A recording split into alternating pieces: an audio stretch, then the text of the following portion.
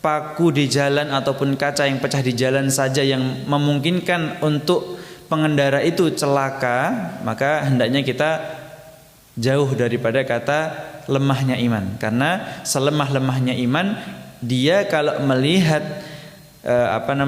adza, gangguan yang ada di jalan, dia menyingkirkannya. Itu iman yang paling lemah.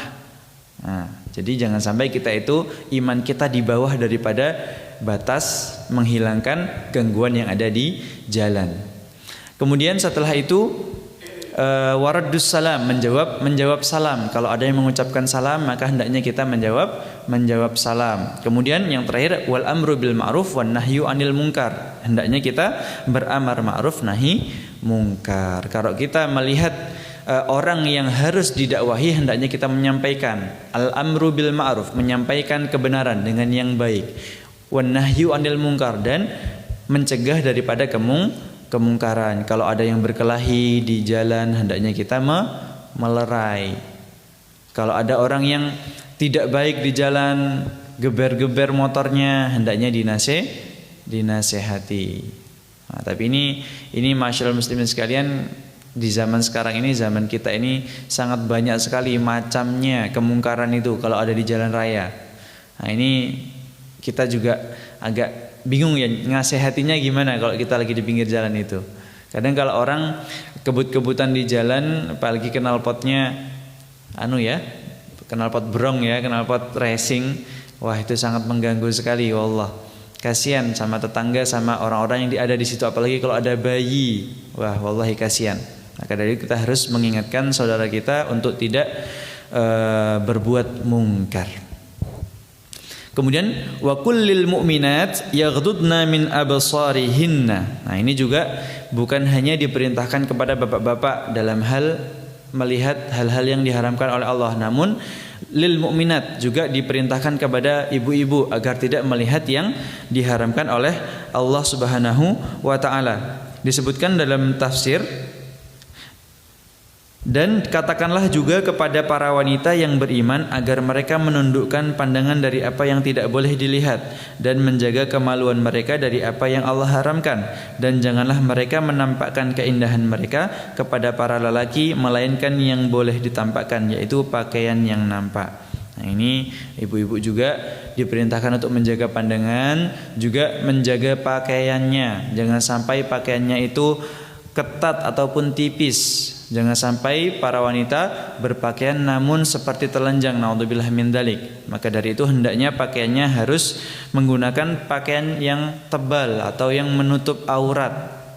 Tidak boleh pakaian yang terawang atau transparan. Jangan sampai, enggak boleh. Maka Ustaz, terus gimana Ustaz tata cara batasan ataupun pakaian yang sesuai menurut Islam untuk seorang wanita itu seperti apa? Pakaian untuk menutup aurat bagi seorang wanita itu harusnya seperti apa, ibu-ibu sekalian? Seperti akan sholat ya, seperti pakai mukena itu. Kalau kita melihat pakaian kita sudah bisa digunakan untuk sholat, maka itulah pakaian yang terbaik. Tapi kalau misalnya kita melihat, oh ini pakaian saya belum pas ini buat sholat, berarti pakaian kita belum cukup untuk menutupi aurat kita. Nah, pakaian wanita standarisasinya seperti itu. Kalau laki-laki sudah umum, yaitu daripada pusar sampai lutut. Namun alangkah baiknya kalau di negara kita, kalau di daerah kita, untuk senantiasa menutup seluruh tubuh ataupun semuanya kecuali tidak terlihat.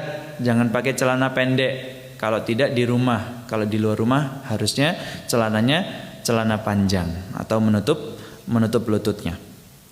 Kemudian, dan hendaklah mereka menggunakan penutup kepala mereka untuk sekaligus menutupi muka dan lubang pakaian pada bagian leher mereka, dan janganlah mereka menampakkan perhiasan dan keindahan bagi mereka yang tersembunyi, melainkan bagi para suami mereka. Nah, ini ada sebuah ayat dalam surat An-Nur ayat 31 ini, wal yadribna bi khumurihinna ala juyubihin. Sebagian pendapat mengatakan wal yadribna bi khumurihinna ala juyubihin, itu maksudnya adalah menutup wajah mereka. Karena apa?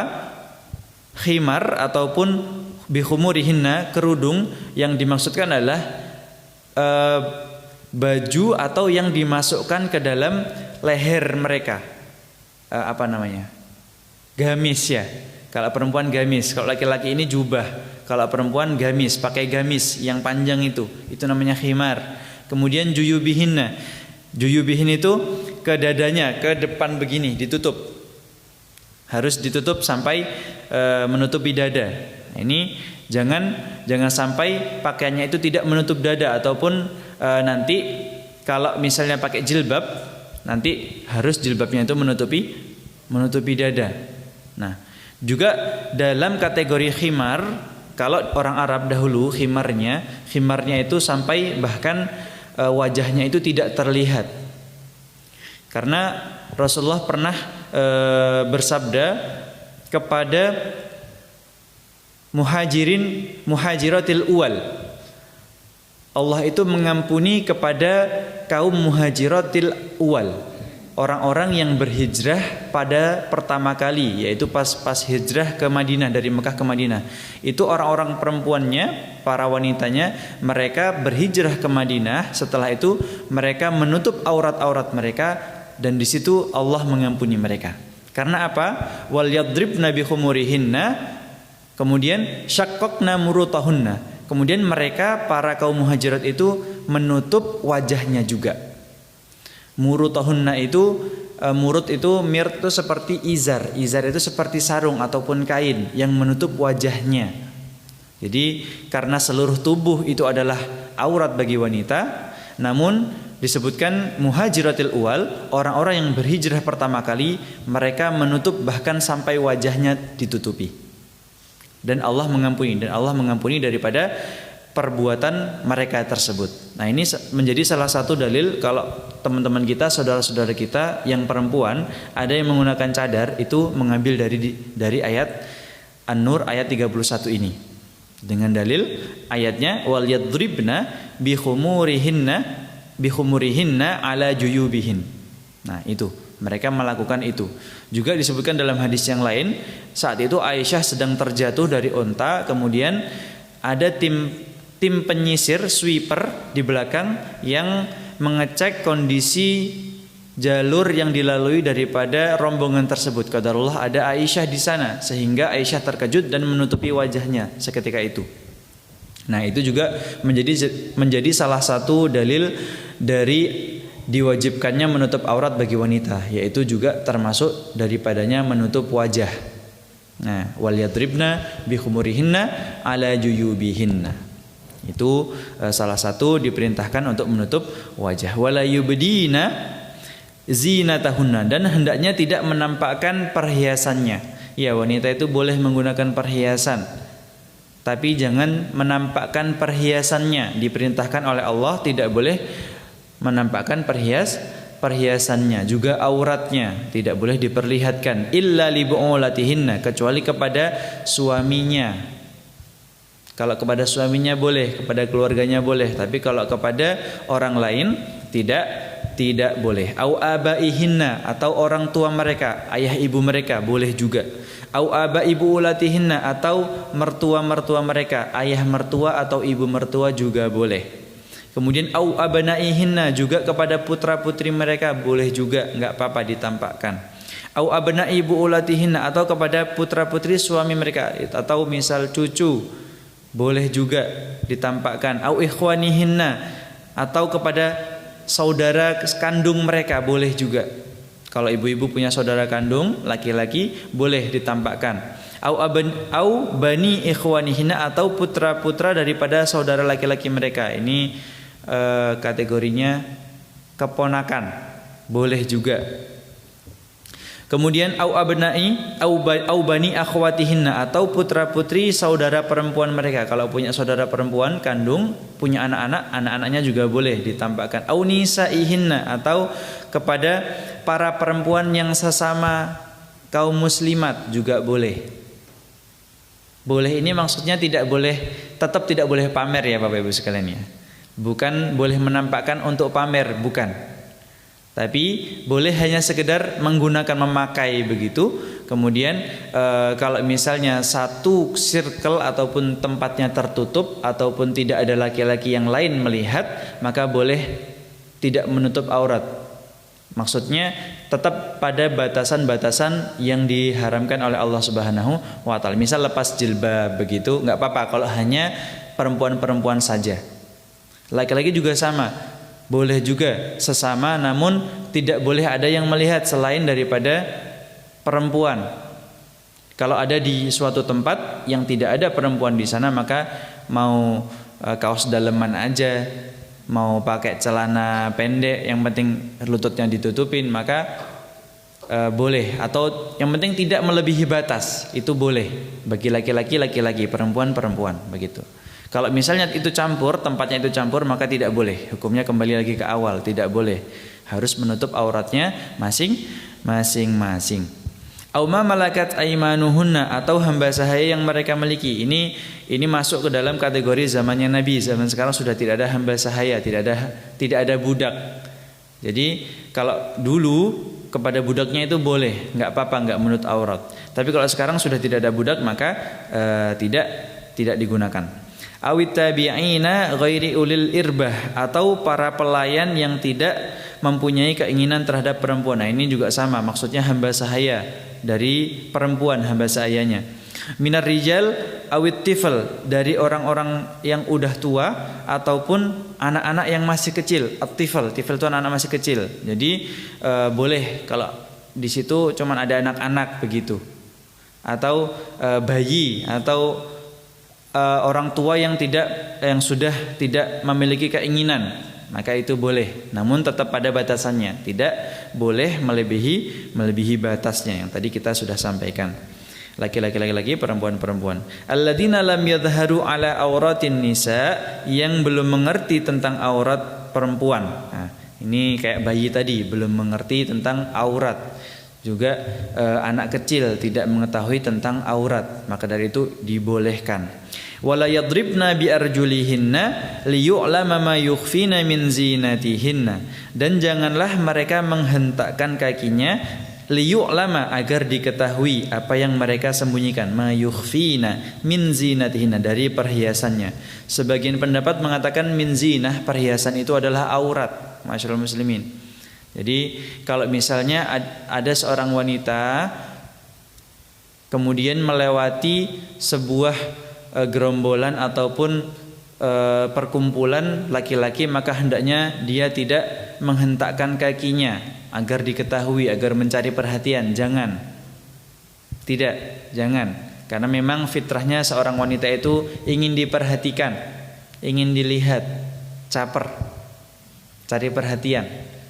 Ya, tapi tidak boleh. Liyu'lama ma yukhfina min zinatihinna, tidak boleh kita itu memperlihatkan apa yang harus kita sembunyikan. Ustaz, terus gimana kalau misalnya kita foto selfie, Ustaz? Foto selfie tapi pas diupload mukanya ditutupin. Mending enggak usah foto ya, Bu. Kalau foto pas diposting cuman ditutup mukanya, ya mending enggak usah foto, atau mending nggak usah di-upload.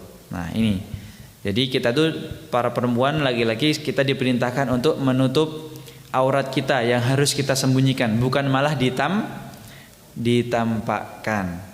Nah ini tujuannya mengingatkan biar tidak menampakkan aurat, malah berdandan dengan pakaian yang terbaik, kemudian foto, kemudian di-upload. Wah, jangan.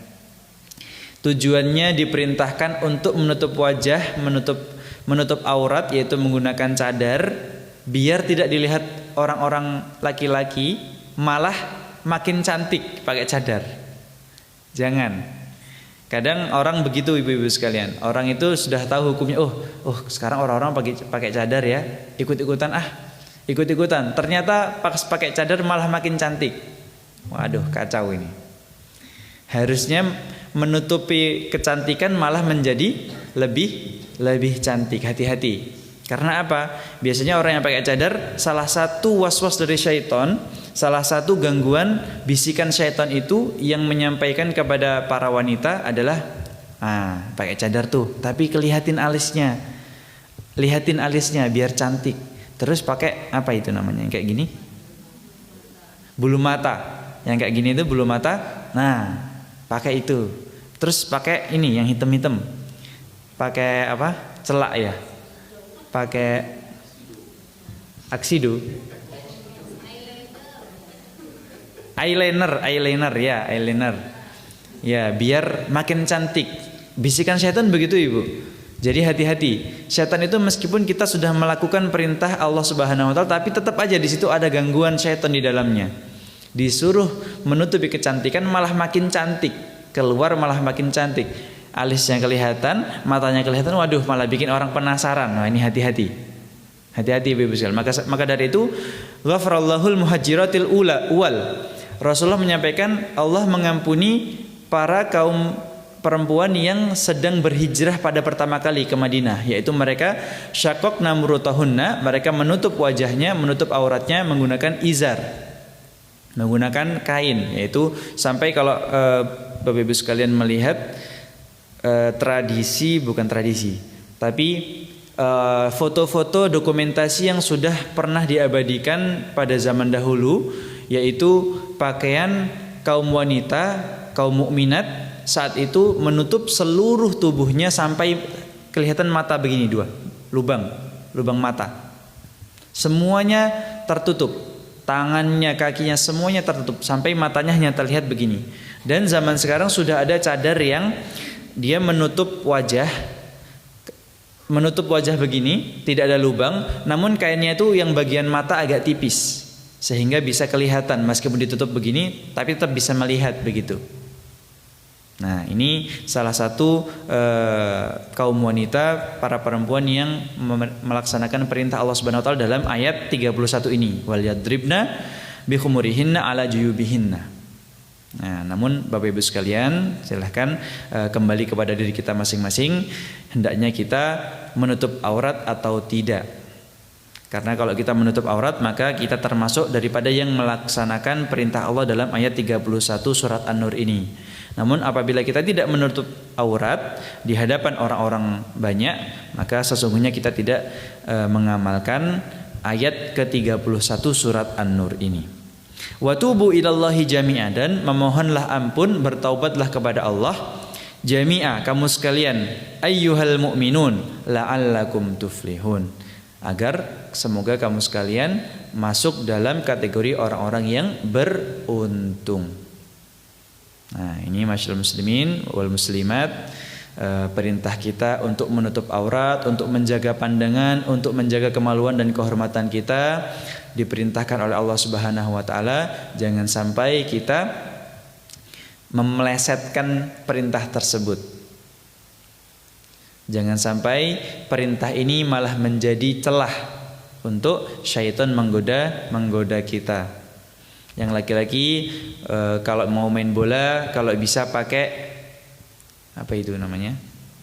Yang daleman celana pendek itu, legging buat laki-laki buat main bola. Nah, biar lututnya nggak kelihatan. Nanti kalau main bola atau main futsal di lapangan futsal situ dilihat banyak orang. Bahkan mungkin biasanya kalau main bola itu ada yang melihat dari ahwatnya. Orang perempuan juga ada yang melihat.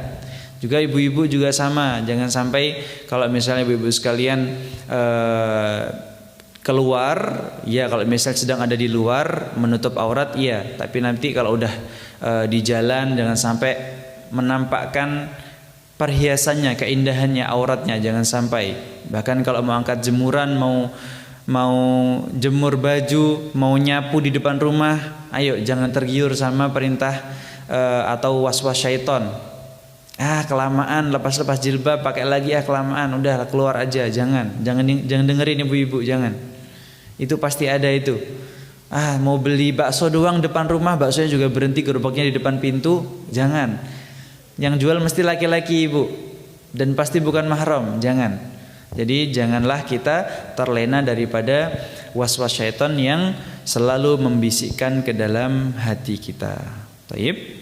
Alhamdulillah intahaina, kita selesai membahas tadabbur daripada surat An-Nur ayat ke-28 sampai ayat ke-31. Sebelum kita akhiri, sekiranya apakah ada yang ingin bertanya atau ada yang masih perlu dipertanyakan, falyatafaddal alaihi mashkura.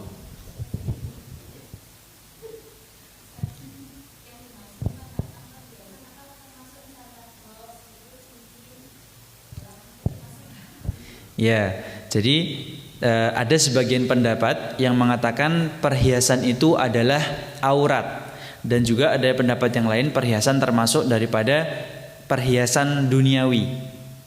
Jadi ada dua pendapat. Ada pendapat yang mengatakan perhiasan itu adalah aurat. Aurat itu ya yang harus ditutup. Berarti kalau dia menampakkan perhiasan maksudnya dia tidak menutup aurat begitu.